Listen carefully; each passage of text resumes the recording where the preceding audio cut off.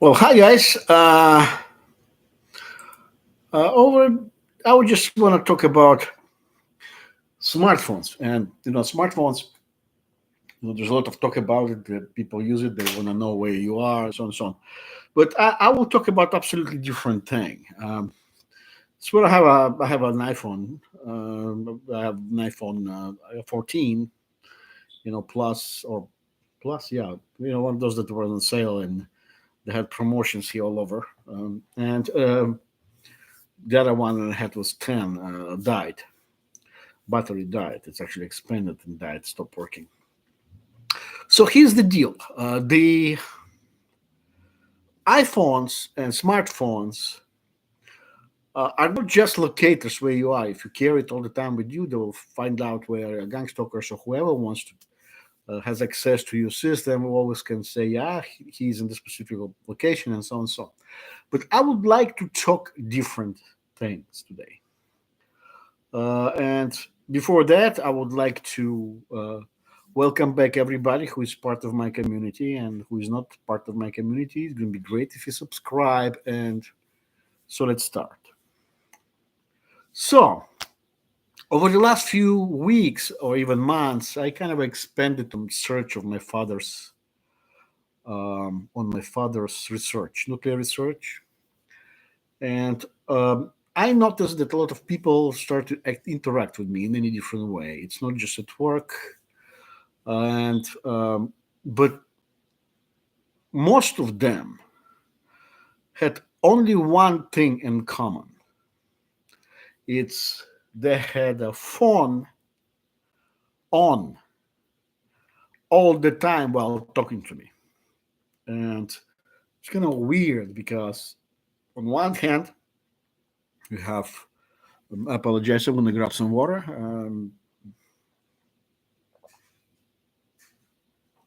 Okay, and a lot of times the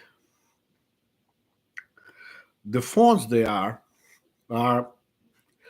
you can see those phones connected. They will hold them in a hand or they'll have it on the desk, but they will have this, the red button.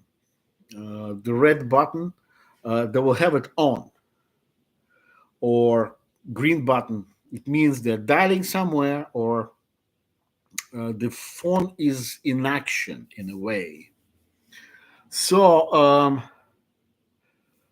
here's the deal: the if somebody wants to kind of uh, directly control you, not control you, but to know what you're talking about. They will strike up a conversation, and by striking up conversation, if you take this conversation and start talking, uh, all they do just all just they do it's tape you. You see, there's a lot of states lately became so-called one-party consent states when we're talking about recording. Some of them, those states, are allowed to record you or anybody who is being recorded by a second party. You don't know what that you record. You're not supposed to know, but by law it's okay because it's called one-party consent. The other party who is recording you is giving consent in case if they give up whatever they recorded.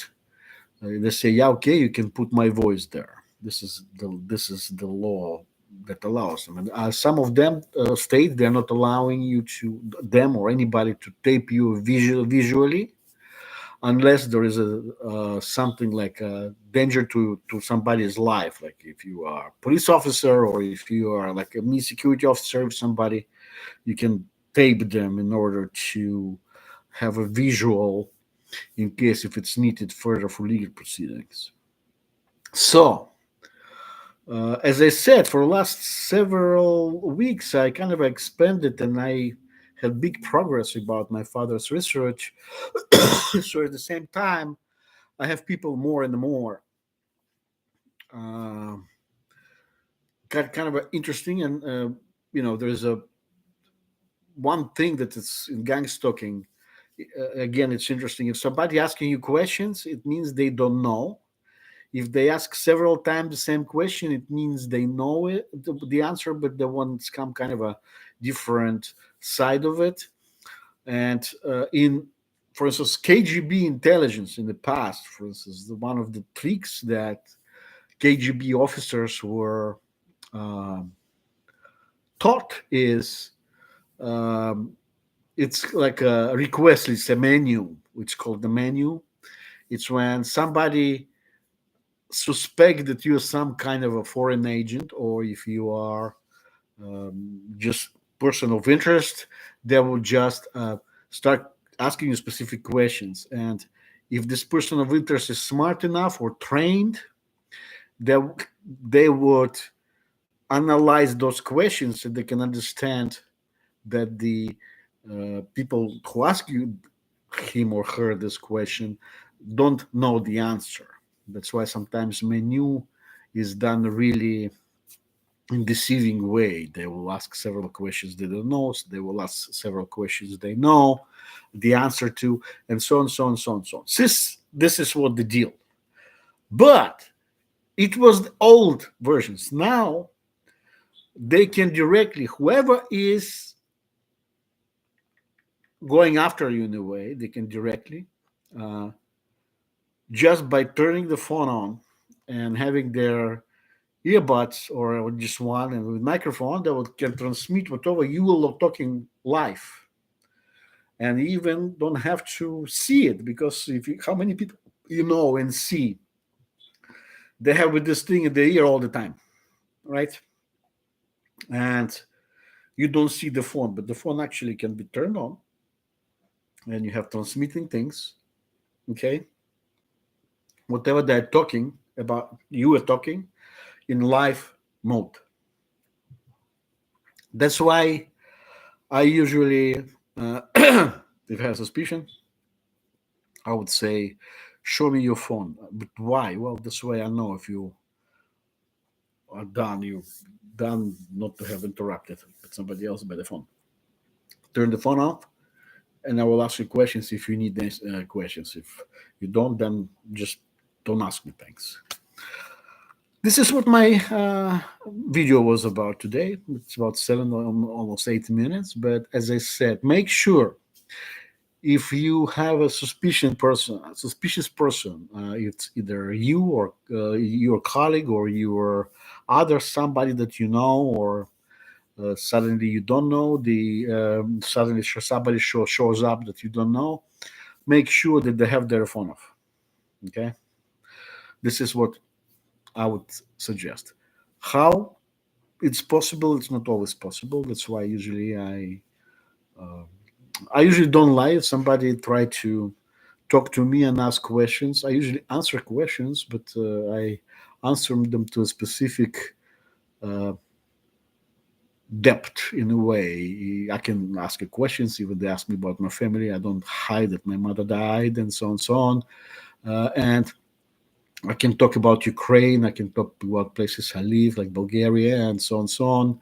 And yet, uh, I would, you will see people asking strange questions, and this is what uh, kind of should be alarming to you, because it means that they're not just asking questions, they can be transmitting those your answers at the second notice. And not just that, then they can take this information, whatever they taped, they can take it and uh, send it through a voice. It's called uh, they will there is a system that recognizes the tension in your voice. It means that you're lying or you're not lying. They can ask you several times the same question again, and then try to go through the specific routine of identifying if it's lie or not. It's like a voice lie detector test. Because lie detector test, I don't trust them. It's actually after I'm done with the security service, the security company, I maybe will write some kind of stuff about lie detectors. I didn't work with lie detectors, never worked, but I did the research, um, and research very long time ago, and there's a lot of stuff that KGB, former KGB, now opening about lie detectors, and for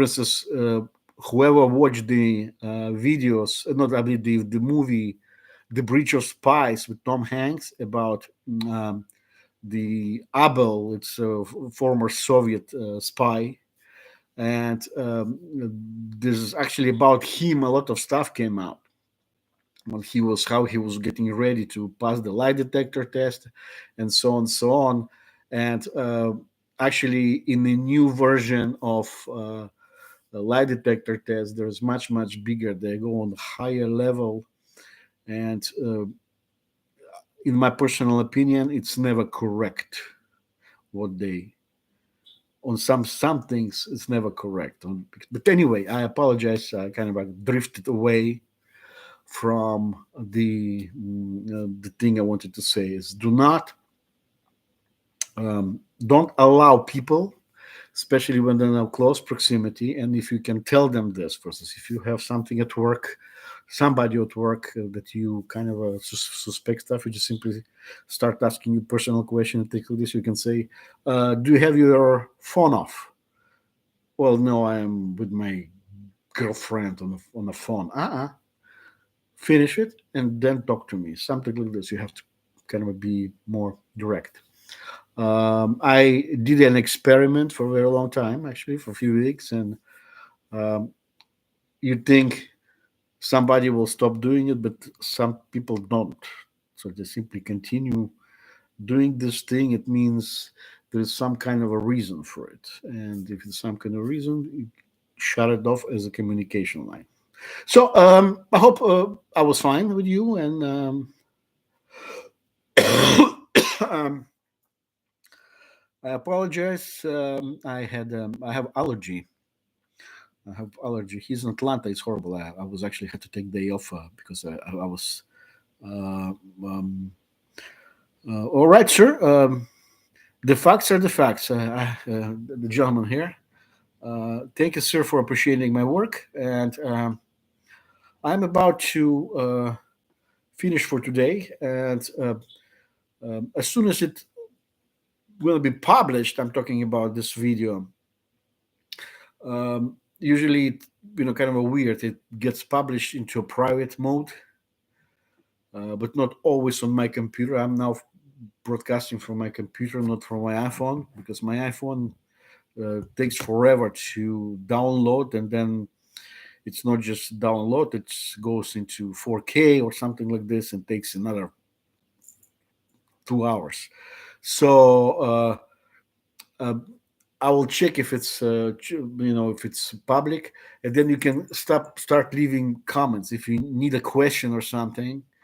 Um, I'll be here tomorrow. Actually, I am not going to work. I am off today and tomorrow, and I have a situation to solve. All right, thank you guys, and I would. It's good evening. Here is almost 9 o'clock. It's in Atlanta, in Salt Lake City. Uh, it's six, I guess. Six or sorry, it's seven. So I live in two times. I live in Atlanta, which is Eastern time, and um, 2 hours behind in Salt Lake City. Even though the return there is getting harder and harder, and requires a lot of money. All right, you have a good evening. Thank you again.